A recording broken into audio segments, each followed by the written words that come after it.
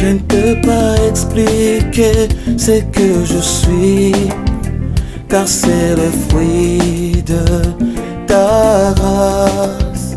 Pour tout le bienfait immérité, mais que j'ai goûté, c'est ta grâce. Ta grâce a fait de moi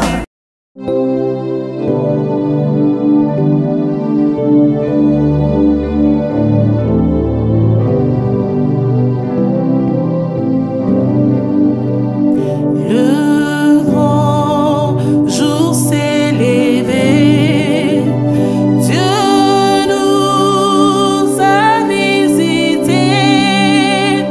Voici le temps nouveau. Chantons gloire à l'agneau. Nous recevons de Christ c'est qu'il avait promis. Le Saint-Esprit est là. Le Saint-Esprit est là. Le Saint-Esprit est là. La mort a disparu. Dieu donne un pas salut. Et sur le monde entier, le grand jour s'est levé. Le Saint-Esprit est là.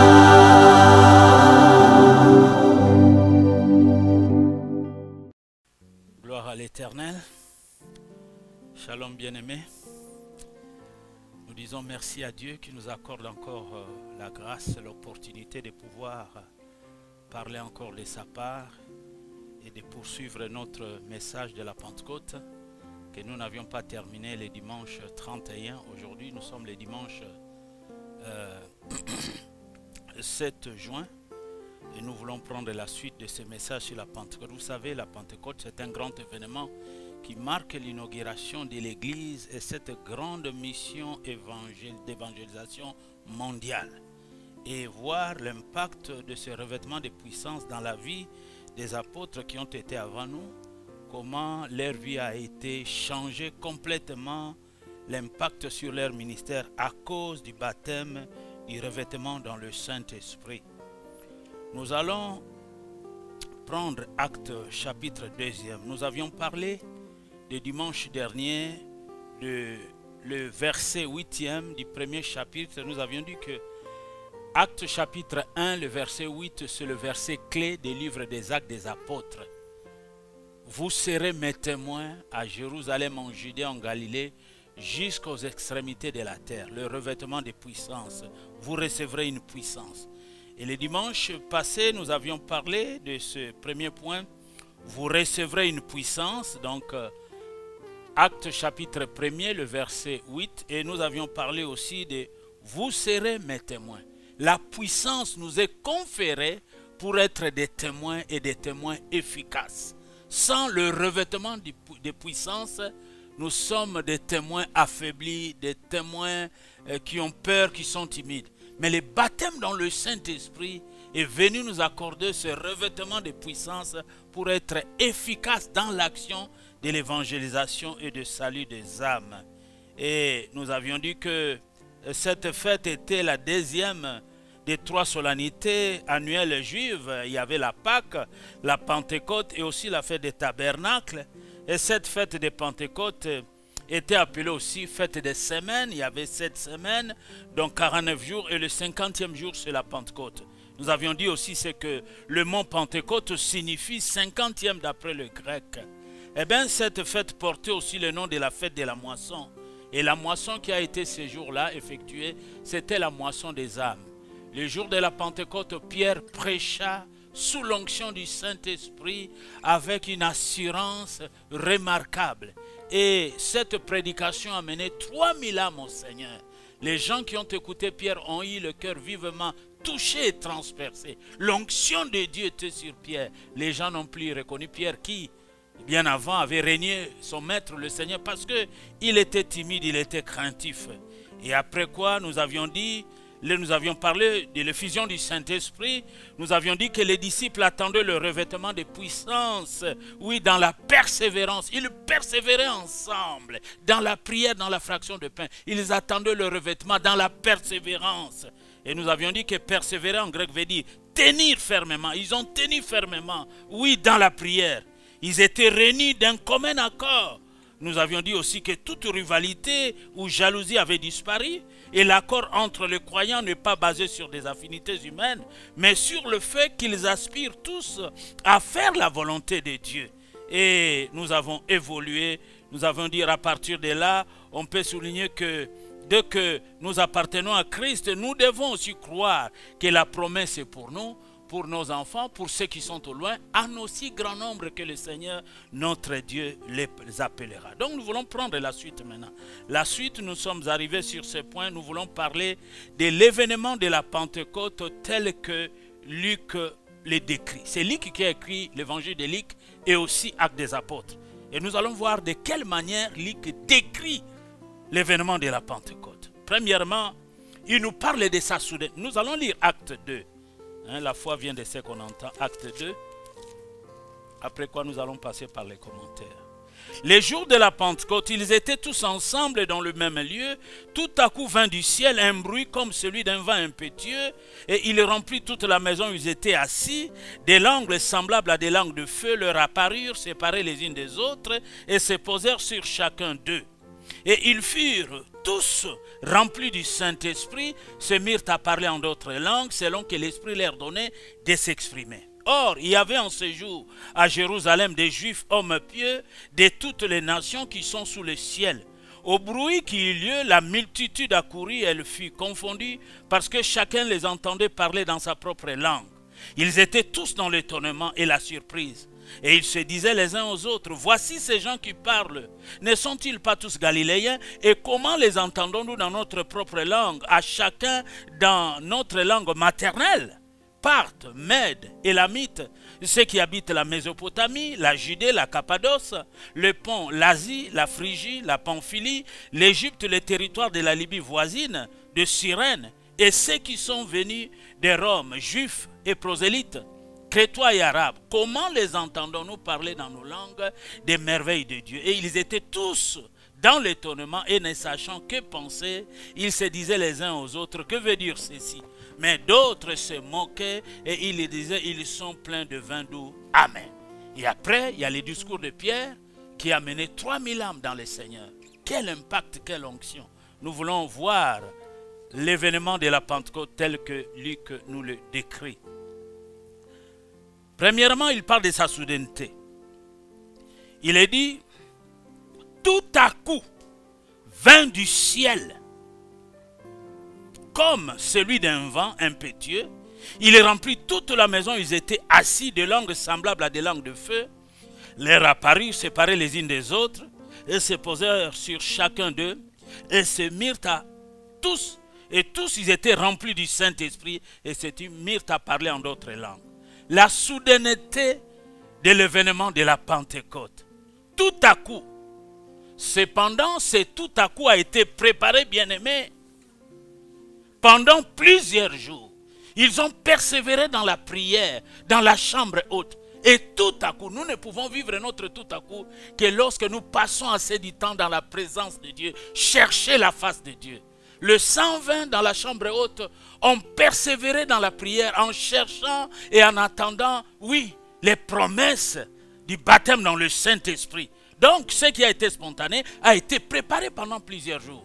Et nous pouvons vivre les spontanés, les tout à coup de notre destinée lorsque nous passons du temps dans la présence de Dieu, lorsque nous cherchons sa face, lorsque nous méditons sa parole, lorsque nous prions sans cesse et nous prions continuellement, nous pouvons vivre notre tout à coup.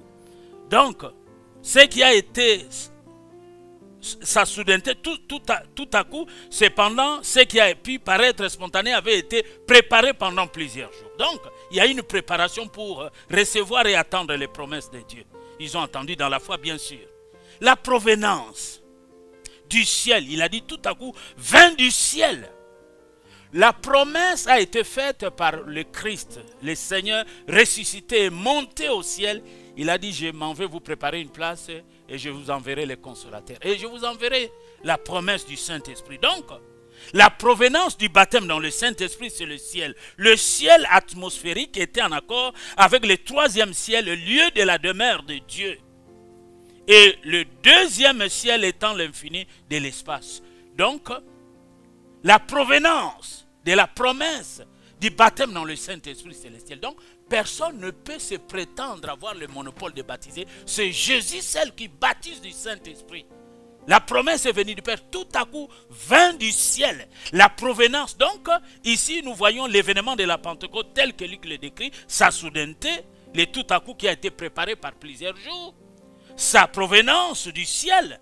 Et c'est très important.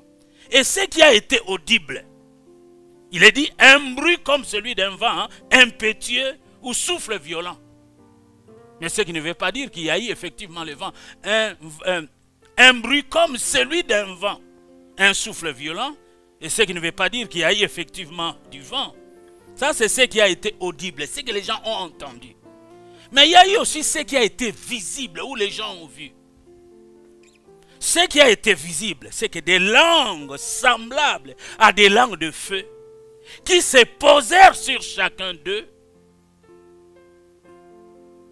et se mirent à parler en d'autres langues. Bien-aimé, le verbe traduit par se poser veut dire littéralement s'asseoir, avec une nuance intéressante, s'asseoir pour siéger ou s'installer. Et la leçon spirituelle en retirée est celle-ci, c'est que le Saint-Esprit veut s'asseoir sur nous. Il veut siéger en autorité sur notre vie. Il ne veut pas être simplement des passages, mais il veut s'installer pour qu'il nous conduise et nous dirige. L'Éternel est mon berger, je ne manquerai de rien. Il me conduit, il me dirige. Pour que Dieu puisse nous conduire, nous diriger, il doit s'installer. Imprimer son autorité sur nous, s'asseoir et non pas être simplement de passage. Et ça, c'est très important. Le point déterminant maintenant de l'expérience des disciples a été ce qu'ils fussent tous remplis du Saint-Esprit. Persévérant ensemble dans la prière et le point déterminant, ils furent tous remplis du Saint-Esprit et se mirent à parler en d'autres langues selon que l'Esprit leur donnait de s'exprimer. Bien-aimés dans le Seigneur, le Saint-Esprit est en nous à partir de notre conversion. La Bible dit dans 1 Corinthiens 6, 19, « Ne savez-vous pas que vous êtes le temple du Saint-Esprit et que l'Esprit de Dieu habite en vous ?» Si l'Esprit de Dieu habite en vous, vous êtes donc le temple du Saint-Esprit. Et dans Romains 8, 9, il est dit, « Si quelqu'un n'a pas l'Esprit de Christ, il ne lui appartient pas. » Et l'Esprit de Christ en nous crie à bas Père et rend témoignage que nous sommes enfants de Dieu. Les textes ne parlent pas de cette vérité, mais en souligne une autre concernant une visitation. Concernant une visitation spéciale de l'Esprit en vue de communiquer un ou plusieurs dons. Le parler en langue a été donc la conséquence d'avoir été baptisé du Saint-Esprit, rempli du Saint-Esprit. Pratiquement, il s'agit de chercher à être rempli de l'Esprit. La Bible dit dans Ephésiens 5, 18, « Ne vous enivrez pas de vin de la débauche, mais soyez au contraire remplis du Saint-Esprit. » Alléluia. Les parler en langue suivit, mais ne précéda pas. Ces derniers n'ont pas parlé les parler en langue avant d'être baptisés, mais c'est après l'expérience du baptême dans le Saint-Esprit qui a pour signe initial le parler en langue. Ils parlaient de nouvelles langues, sans pour autant qu'ils apprennent ces langues dans une université quelconque. Mais c'était la conséquence, ce don du Saint-Esprit est tombé sur eux. Alléluia. Donc, le parler en langue ne précéda pas, mais suivit la plénitude. Alors, les conditions, quelles sont les conditions à remplir pour pouvoir être au bénéfice de cette expérience? Eh bien, une attitude de prière, comme les 120 ont persévéré et il y a eu le tout à coup. Une attitude de prière. Une vie de louange. Ils ont loué, adoré. La Bible dit Dieu siège la louange et l'adoration de son peuple. Et une vie purifiée, une vie consacrée sont les conditions à cette expérience. Une vie de prière, une vie de louange, une âme purifiée et une vie consacrée sont là les conditions à cette expérience. C'est ce que les 120 ont expérimenté. Dans leur persévérance dans la prière, dans leur louange, dans leur consécration, dans leur vie de sanctification, et le tout à coup est venu dans leur vie. Vous ne pouvez pas vivre le tout à coup si vous menez une vie de désordre. Non, il faut vous purifier, vous sanctifier, il faut passer du temps dans la prière. Eh bien, une fois que le don est reçu et manifesté pour la première fois au moment du baptême dans le Saint-Esprit, son exercice est soumis au contrôle du croyant. Et il peut et doit le pratiquer pour son édification personnelle dans son culte privé. Le parler en langue est avantageux lorsque nous nous retrouvons seuls dans notre chambre, nous sommes enfermés, nous prions, nous cherchons la face de Dieu. Nous disons, bon, je vais passer toute l'avant-midi dans la prière. Mais il arrive qu'après avoir prié pendant 2 ou 3 ou 4 ou 5 heures, nous n'avons plus de mots. Eh bien, il faut parler maintenant en langue. L'Esprit parle en langue et Dieu comprend. Et vous pouvez passer tout l'avant-midi dans votre chambre en train de parler en langue, de prier pour que le Seigneur puisse vous donner la force. Donc, le parler en langue est encouragé dans son culte personnel lorsque tu pries seul à seul avec Dieu. Tu n'as plus de mots, tu as passé 2 ou 3 heures, 4 heures. Tu peux maintenant prier en langue parce que tu as été baptisé dans le Saint-Esprit. Et le signe initial du baptême dans le Saint-Esprit, c'est le parler en langue. Cette langue, vous n'avez pas besoin d'apprendre. Oui, dans son culte privé. C'est dans 1 Corinthiens 14, le verset 4. 1 Corinthiens 14, le verset 14 et le verset 16. Même si l'intelligence ne comprend pas, l'esprit est en prière et par ses moyens s'adresse à Dieu selon sa volonté, selon Romains 8, 27. Romains 8, 27, je dis, et je vais lire ce verset. Même si l'intelligence, nous parlons langue, ne comprend pas, l'esprit est en prière et par ses moyens s'adresse à Dieu selon sa volonté. Romains chapitre 8, le verset 27. Oh, c'est un texte que j'aime beaucoup. 8, 27. 8, 27. Je commence même au verset 26. Romains 8, 26. De même aussi l'Esprit nous aide dans notre faiblesse. Vous voyez? Car nous ne savons pas ce qu'il convient de demander dans nos prières. Des fois, quelquefois aussi. Nous ne savons plus quoi demander. Mais l'Esprit lui-même intercède par des soupirs inexprimables. Et celui qui sonde le cœur connaît quelle est la pensée de l'Esprit, parce que c'est selon Dieu qu'il intercède en faveur de ça. Alléluia. Donc, nous encourageons le parler en langue dans notre vie de prière personnelle. Nous devons développer une vie de prière. Nous devons prier continuellement. Nous devons prier sans cesse. La prière nous met en contact avec Dieu. Certains parmi ceux qui parlent en langue sont utilisés par l'Esprit pour apporter un message lors des rassemblements publics. Il peut y arriver que vous recevez les dons de parler dans une assemblée où il y a plusieurs personnes. 1 Corinthiens 14, 26. Une langue. Mais lorsque vous parlez en public dans une église, il faut qu'il y ait une interprétation de ce parler en langue pour que les gens comprennent l'édification. Il y a certains qui reçoivent la grâce de Dieu de parler en langue et d'interpréter eux-mêmes aussi en même temps. Mais il y a certains, ils parlent en langue, l'interprétation peut venir d'une autre personne en accord avec l'Esprit. Mais si vous parlez en langue en public et vous n'interprétez pas, eh bien il faut se taire parce qu'il faut que ces langues soient comprises. Cette langue doit être interprétée pour être comprise par l'Église. Les dons d'interprétation ont fait connaître la signification d'une manière surnaturelle. Oui, celui qui interprète ne connaît pas la langue. Il interprète sous l'inspiration du Saint-Esprit. 1 Corinthiens 12, le verset 10. 1 Corinthiens 12, le verset 10. 1 Corinthiens 14, le verset 27. Tous ceux qui ont été baptisés dans le Saint-Esprit ne parlent pas en langue en public pour être interprétés.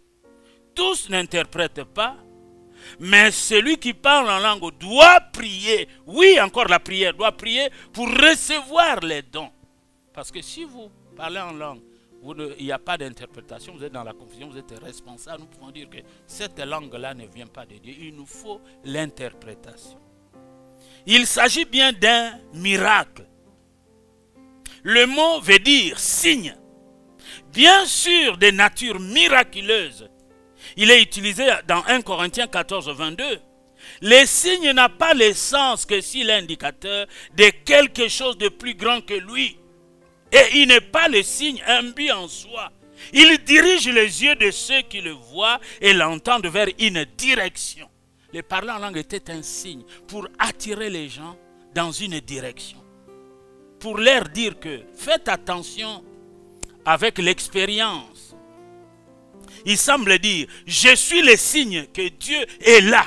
Et soyez attentifs à l'expérience de ces personnes qui manifestent ces signes. Parce qu'il y a des gens qui se moquent, disent, ils sont pleins de vin doux. D'autres disent, oh bon, ils sont pleins de vin doux. D'autres disent, attention. Donc les signes amènent donc celui qui en est le témoin ou l'auditeur à s'interroger sur Dieu et par suite à venir à Dieu. Amen.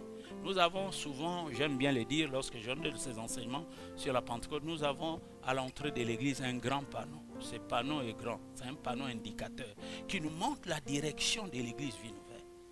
Ce panneau-là est un signe qui nous montre une direction, là où nous devons venir nous réunir, adorer, louer et prier et chercher la face de Dieu. Les langues nouvelles parlées par les disciples à la Pentecôte évoquaient les merveilles de Dieu. Parce que leur signification était comprise car il s'agissait des langues connues des auditeurs. C'était exceptionnel, mais Dieu est tout puissant. Rien n'est impossible à Dieu, tout est possible à celui qui croit. Joël mentionne la prophétie. Celui qui parle, celui qui prophétise, exhorte, console, édifie. Le dimanche dernier, nous avions commencé par Joël chapitre 2, la promesse.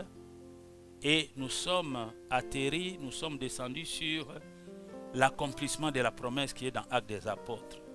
Joël donc mentionne la prophétie. La prophétie, c'est-à-dire qu'il console, il exhorte, il édifie, il ne condamne pas. Mais il n'est pas écrit qu'à la Pentecôte, les disciples prophétisèrent le même jour. L'exercice de ces dons fut accordé plus tard. Dans Actes 4, 36, on nous parle de Barnabas, le fils d'exhortation. Barnabas le prophète, le fils d'exhortation.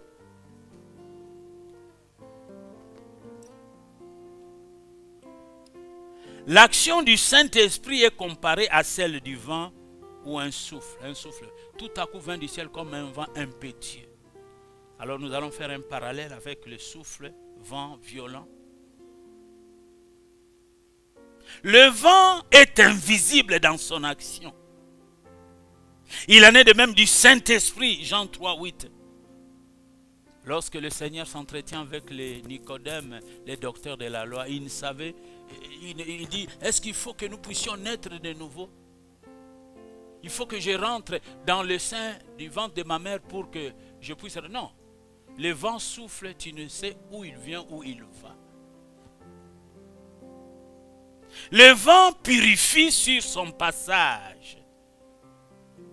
Les vapeurs mauvaises et brouillards dangereux sont dispersés par sa puissance.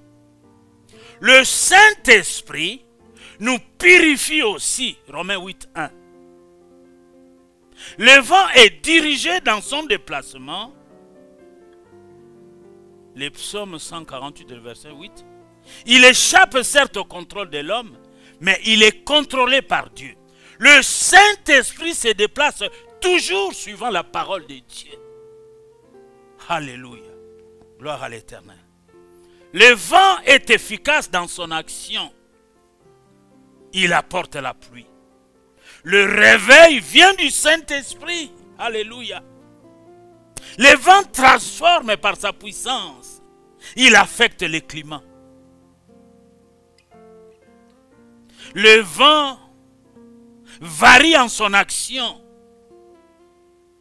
Dans Cantique des Cantiques, il est dit du doux zéphyr à la tornade. Et le parallèle, le Saint-Esprit peut apaiser ou fustiger. Ces manifestations sont multiples, selon 1 Corinthiens 12, 14 et 16.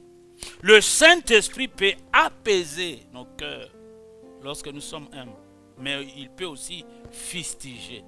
Le Saint-Esprit, alléluia. Le vent est puissant dans son action.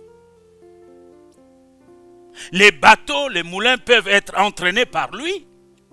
Le vent de Dieu, le souffle de Dieu entraîne l'Église. Alléluia. Le baptême dans le Saint-Esprit est venu pour entraîner l'Église, pour conduire l'Église dans cette traversée. La vie, la marche est comparée à de la traversée, à de la navigation. Le vent de Dieu vient nous aider dans cette navigation. Alléluia. Le vent de Dieu entraîne l'Église. Le Saint-Esprit, le baptême dans le Saint-Esprit nous conduit de gloire en gloire, de victoire en victoire. Parallèle maintenant entre le fait du Saint-Esprit et celui du vin. Ils sont pleins de vin doux. Là, nous venons de faire la comparaison du Saint-Esprit avec le vent, comme un vent impétueux. Nous avions dit que, oui, le vent de Dieu, le souffle de Dieu entraîne l'Église, conduit, dirige l'Église. Oh, je me suis toujours demandé comment je puis être capable de pouvoir me tenir jusqu'à ce jour. C'est grâce au baptême dans le Saint-Esprit. Chaque jour, Dieu renouvelle mes forces. Année en année, je me sens fatigué vers la fin de l'année. Paf, tout de suite, il y a le renouvellement de forces. Oh, la Bible dit, ceux qui se confient en l'Éternel renouvellent leurs forces. Ils prennent leur vol comme des aigles, ils courent et ne se lassent point. Ils marchent et ne se fatiguent point. Il y a le renouvellement de forces par le baptême dans le Saint-Esprit. Oh, merci Seigneur. Aide-moi à être toujours, continuellement, chaque instant, chaque moment, être baptisé du Saint-Esprit pour que je vive tes merveilles, pour que je vive pleinement ma destinée. Ne me délaisse pas, Seigneur, parce que le vent de Dieu entraîne l'Église, entraîne ma vie, Seigneur. Alléluia. Alléluia. Le vin enivre. Le Saint-Esprit enivre aussi les croyants dont la langue est déliée, prononce les louanges de Dieu. Eh bien, ce qui peut être interprété de façon négative par les païens. Cependant, cette sorte d'ivresse ne prive pas la maîtrise de soi, d'où la limite de comparaison. Dans Éphésiens 5, 18, il est dit, ne vous enivrez pas de vin, mais du Saint-Esprit. Alléluia. Le vin sert aux solennités. Il devait y avoir du vin dans chaque... Il devait y avoir du vin avec toutes les offrandes pour Dieu. Voilà. Il devait y avoir du vin avec toutes les offrandes de Dieu. Qu'est-ce que nous pouvons dire? Le parallèle que nous pouvons faire entre la comparaison du Saint-Esprit avec le vin. Tout notre service, même ce que vous faites là, en train de filmer, de prendre ça, tout notre service pour Dieu doit être accompagné dans la joie que donne le Saint-Esprit.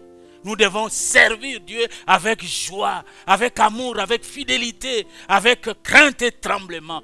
Tout notre service pour Dieu, peu importe la nature du service que nous apportons à Dieu, que nous soyons en train de balayer, que nous soyons en train d'accueillir les amis, tout notre service pour Dieu doit être accompli dans la joie que donne le Saint-Esprit. Deutéronome 28, 47.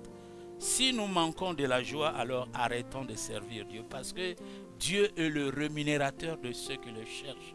À chaque fois que nous les cherchons, il nous récompense. Il est un Dieu fidèle. Il honore ceux qui l'honorent. Donc, tout notre service pour Dieu doit se faire avec joie. Le vin provient des grappes écrasées. Raisin écrasé. Le vin provient des grappes écrasées, des raisins écrasés. Ainsi le Saint-Esprit apporte l'amour de Dieu à nos cœurs grâce à la crucifixion de Jésus-Christ, notre Seigneur et Sauveur. Ainsi le Saint-Esprit apporte l'amour de Dieu à nos cœurs grâce à la crucifixion de notre Seigneur Jésus-Christ. Si nous sommes enfants de Dieu, nous devons aimer les autres. À ceci, tous connaîtront que vous êtes mes disciples si vous avez de l'amour les uns pour les autres. Un chrétien qui se dit être un enfant de Dieu, qui a de la haine, qui n'aime pas les autres, n'est pas un enfant de Dieu. Dieu est amour. L'amour est la nature de Dieu. L'amour de Dieu a été déversé dans nos cœurs par le Saint-Esprit. À ceci, tous connaîtront que vous êtes mes disciples si vous vous aimez les uns les autres. L'amour doit caractériser tout vrai enfant de Dieu. Celui qui a la haine envers son frère, sa soeur, envers son église, n'est pas un enfant de Dieu authentique. L'action du Saint-Esprit semblable à celle de feu. Le feu est une forme d'énergie. Acte 2, 3. Des langues semblables à des langues de feu. Le feu est une forme d'énergie. Le Saint-Esprit est venu pour être la force, oui la force, qui conduit l'Église. La force qui conduit l'Église. Le feu transforme la nature des matériaux. Les bois deviennent flammes de feu. Les pierres deviennent pierres de feu. Les métaux deviennent feu en fusion. Le feu attire. Moïse fut attiré vers les buissons ardents. Et les jours de la Pentecôte, la foule accourut à cause de ces langues semblables à des langues de feu. Ont attiré. Alléluia. Moïse a été attiré vers les buissons ardents. Exode 3, 3. Les jours de la Pentecôte, la foule accourut. Le verset 6. Le feu purifie. Matthieu 3, 12. La paille est consumée et les métaux sont purifiés par le feu. Le feu monte comme cherchant sa source. S'élevant de l'autel, il rend les sacrifices agréables. Le feu monte comme cherchant sa source. S'élevant de l'autel, il rend les sacrifices acceptables. Élie devant les prophètes de Baal, le feu est tombé pour rendre les sacrifices agréables. Parfois il descend, il peut monter, parfois il descend. Le feu chauffe et illumine. Le Saint-Esprit console et enseigne. Alléluia. Gloire à l'Éternel. Le feu chauffe et illumine. Le Saint-Esprit console et enseigne. Il est le consolateur. Je vous enverrai les consolateurs. Il enseigne. Jean 14, 26. Alléluia. Alléluia. Le feu ne doit pas être éteint. N'éteignez pas l'esprit. 1 Thessaloniciens 5, 19. Le feu ne doit pas être le feu doit être tissonné, ranimer la flamme et les dons de Dieu que nous avons reçus. C'est Paul qui disait à Timothée, ranime les dons que tu as reçus, car ce n'est pas un esprit de timidité et de crainte, mais c'est un esprit d'amour. Les effets conjugués du vent bien-aimé et du feu peuvent être dévastateurs.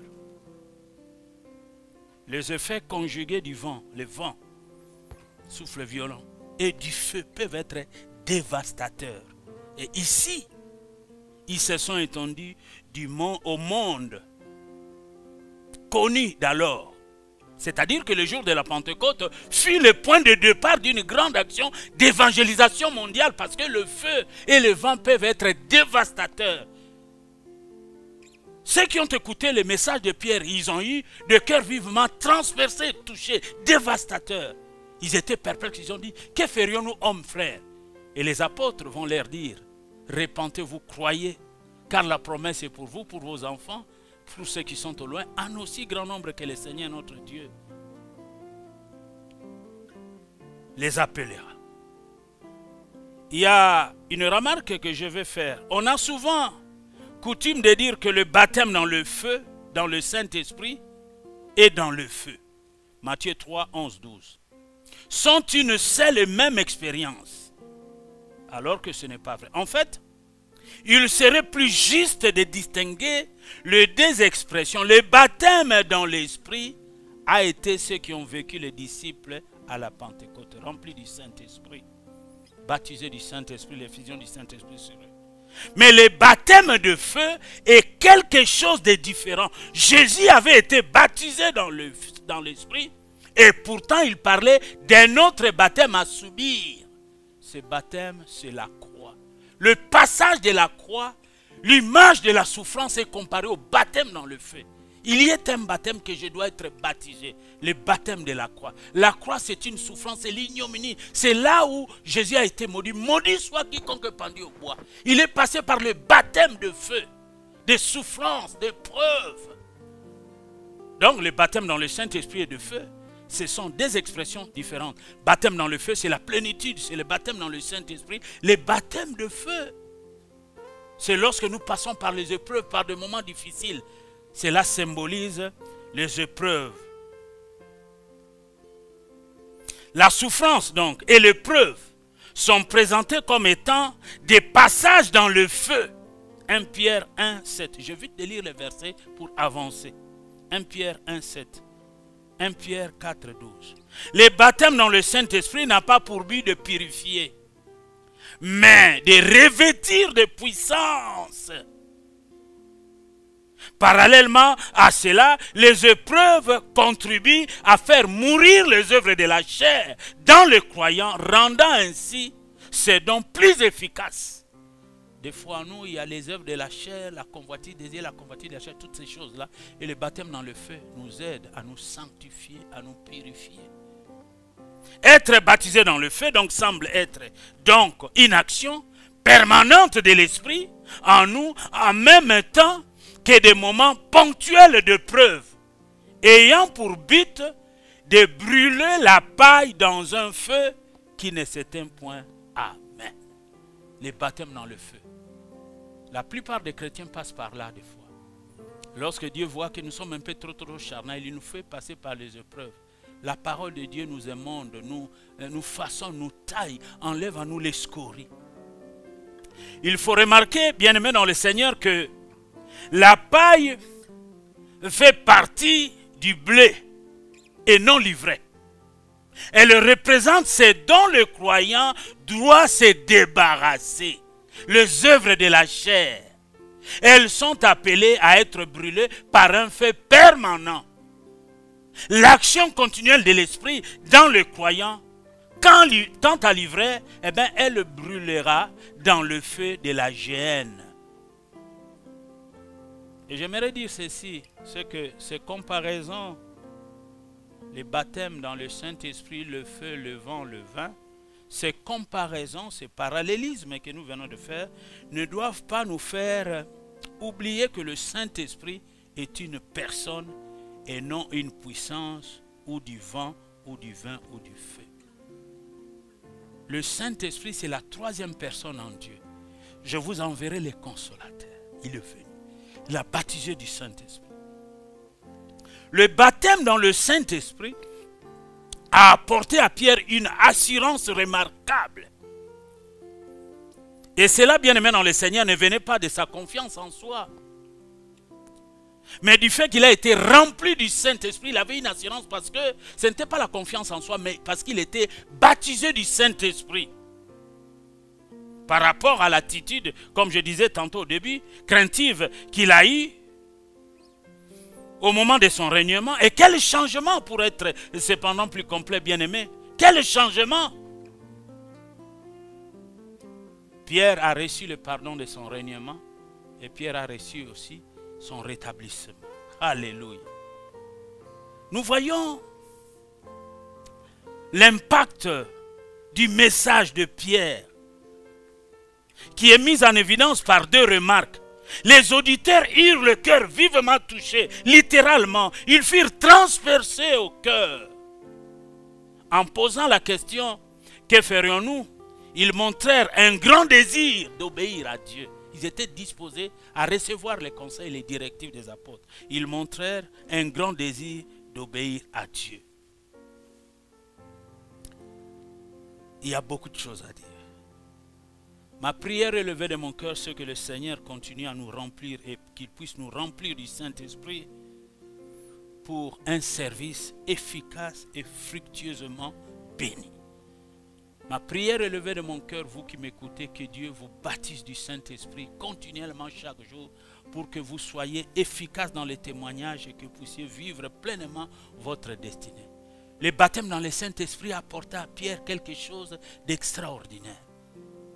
Il a parlé de telle sorte que 3000 âmes, remplies du Saint-Esprit, quelle assurance, quel courage, quelle audace, quelle foi. Aspirons, demandons le baptême dans le Saint-Esprit. Comme je le disais tantôt, les conditions à remplir.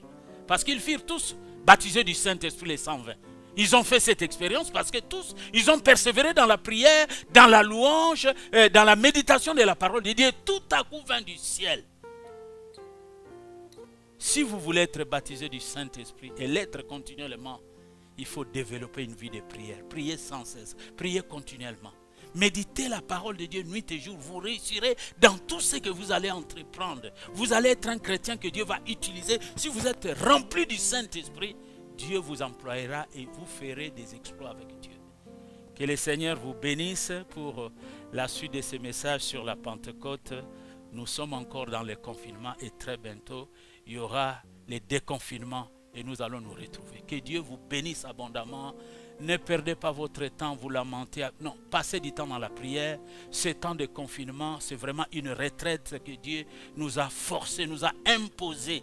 Alors mettez ces temps de confinement à l'étude de la parole, à la méditation, à la prière et au jeûne.